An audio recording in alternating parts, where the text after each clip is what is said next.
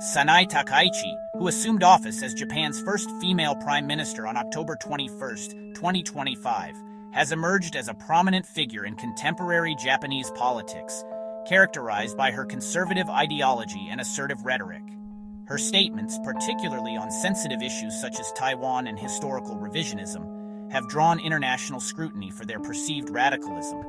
This video examines Takaichi's key radical statements, situates them within the broader context of Japan's right-wing political tradition since the modern era, and explores historical associations with previous right-wing prime ministers. By tracing rhetorical patterns, it elucidates how these expressions reflect enduring themes in Japanese nationalism, constitutional revisionism, and foreign policy assertiveness. Takaichi's rhetoric aligns with a hawkish stance on national security and historical narratives, often echoing ultra-conservative views. One of her most contentious remarks occurred shortly after her inauguration, when she described a potential Chinese military action against Taiwan as a survival-threatening situation for Japan. This statement, made during a Diet session in November 2025, implied that such an event could justify Japan's invocation of collective self-defense measures, thereby escalating tensions with China. Critics, including Chinese officials and domestic opponents, interpreted this as a violation of the One China principle and a provocative alignment with U.S. interests in the region. The comment triggered diplomatic fallout, including protests and warnings from Beijing, underscoring its radical nature in the context of Sino-Japanese relations.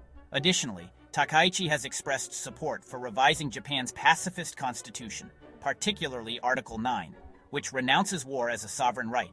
Her advocacy for a more militarized Japan, including enhanced defense capabilities, stems from her self-proclaimed role as the successor to former Prime Minister Shinzo Abe. She has also defended visits to the Yasukuni Shrine, a site honoring Japan's war dead, including convicted war criminals, which has historically inflamed relations with neighboring countries. These positions, while not unprecedented, represent a continuation of right-wing assertiveness in her administration's early discourse. Japan's modern political era, beginning with the Meiji Restoration in 1868, laid the foundations for nationalist ideologies that evolved through imperialism, defeat in World War II, and post-war reconstruction. The establishment of the prime ministerial system in 1885 under Ito Hirobumi marked the onset of centralized leadership, but right-wing tendencies became prominent in the post-1945 era under the U.S.-drafted Constitution. Since then, several prime ministers affiliated with the Liberal Democratic Party, LDP, have embodied right-wing politics, characterized by economic conservatism, historical revisionism, and a push for remilitarization. Key right-wing prime ministers include Nobusuke Kishi. As a former wartime bureaucrat and grandfather of Shinzo Abe, Kishi's rhetoric emphasized anti-communism and strengthening the U.S.-Japan alliance. His controversial push for the 1960 Security Treaty revision sparked massive protests, reflecting his radical approach to national security amid Cold War tensions. Yasuhiro Nakasone advocated for Japan to become a normal nation with full military capabilities. His statements on constitutional revision and visits to Yasukuni Shrine in 1985 provoked outrage from China and Korea, framing Japan's past as a source of pride rather than remorse. Junichiro Koizumi, known for his populist style, Koizumi's repeated Yasukuni visits and support for Iraq war deployments underscored a shift toward assertive foreign policy. His rhetoric often downplayed wartime atrocities, aligning with revisionist narratives. Shinzo Abe, his Take Back Japan slogan encapsulated his nationalist agenda, including efforts to revise Article 9 and reinterpret history textbooks to minimize Japan's wartime aggression. Statements denying the coercive nature of comfort women and promoting beautiful Japan rhetoric fueled international criticism. Other figures such as Yoshiro Mori and Taro Aso contributed to this lineage through occasional revisionist comments, though less prominently.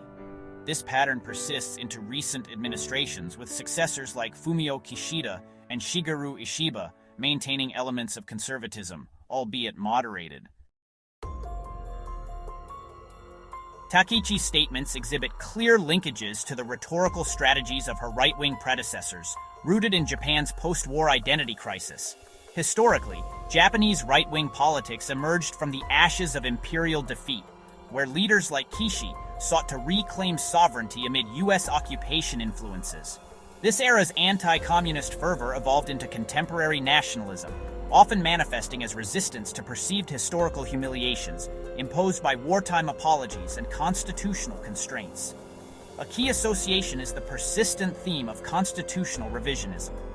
Takaichi's advocacy mirrors Abe's unsuccessful attempts to amend Article 9, which itself echoed Nakasone's calls for a normal military posture. This rhetoric serves dual purposes. Domestically, it mobilizes conservative LDP factions. Internationally, it signals alignment with U.S. strategies against China, as seen in Takaichi's Taiwan comments paralleling Abe's Quad alliance enhancements.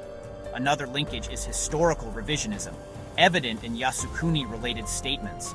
Koizumi's and Abe's shrine visits, defended as cultural tributes, provoked history wars with neighbors, much like Takaichi's unapologetic stance. This pattern reflects a broader ideological framework where right-wing leaders frame Japan's wartime actions as defensive or honorable, countering narratives of aggression. Such rhetoric has intensified since the 1990s, fueled by domestic economic stagnation and rising regional threats, leading to a mainstreaming of far-right views within the LDP. In-depth analysis reveals that these associations are not merely rhetorical, but structurally embedded in Japan's political system. The LDP's dominance since 1955 has allowed intergenerational transmission of right-wing ideologies, with figures like Takaichi positioning themselves as heirs to Abe's legacy. This continuity exacerbates regional tensions, as seen in recurring disputes over textbooks and territorial claims. However, it also faces domestic pushback, with public protests against militarization echoing those during Kishi's tenure. Critically, while Takaichi's gender marks a progressive milestone, her traditionalist views on roles underscore the paradoxical nature of Japanese conservatism, advancing female leadership while reinforcing patriarchal norms. Sanai Takaichi's radical statements on Taiwan and constitutional matters represent a contemporary iteration of Japan's right-wing political discourse, deeply intertwined with the legacies of predecessors like Kishi, Nakasone, Koizumi, and Abe. These historical associations highlight a persistent nationalist thread, driven by desires for sovereignty and regional influence. As Japan navigates evolving geopolitical dynamics, such rhetoric may further polarize international relations, necessitating careful diplomatic balancing to mitigate escalation. This video analyzes the importance of understanding rhetorical continuity in assessing Japan's future trajectory. If you like our videos, please subscribe our channel for more discoveries. See you next time. See.